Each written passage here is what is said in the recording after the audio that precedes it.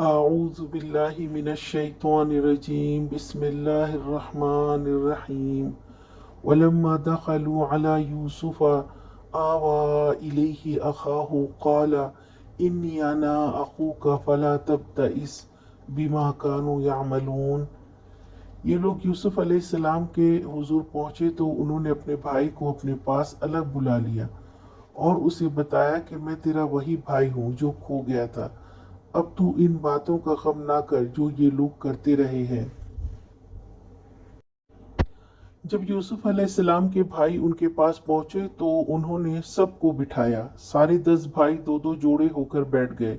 بنیامین اکیلے بیٹھے تو یوسف علیہ السلام نے ان کو اپنے پاس بٹھا لیا، اپنے قریب کر لیا اور کہا میں تمہارا بھائی ہوں، ان کے سلوک پر غم نہ کرو، میں ہوں، تسلی رکھو۔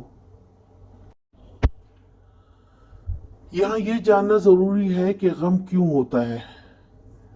ہمیں لوگوں کے ٹھکرانے سے دکھ ہوتا ہے، لوگوں کی قربت کا شوق ہوتا ہے، لیکن جو اللہ تعالیٰ سے محبت کرتا ہے اسے لوگوں کی پرواہ نہیں ہوتی ہے، تو اللہ سبحانہ و تعالیٰ اس کے لیے کافی ہو جاتے ہیں، اس کی مدد اور رہنمائی کرتے ہیں، اس کو عزت اور مرتبہ دیتے ہیں، جیسا کہ یوسف علیہ السلام کو اللہ تعالیٰ نے عزت اور مرتبہ عطا کیا۔ آج کا سوال، یوسف علیہ السلام نے بنیامین سے کیا کہا؟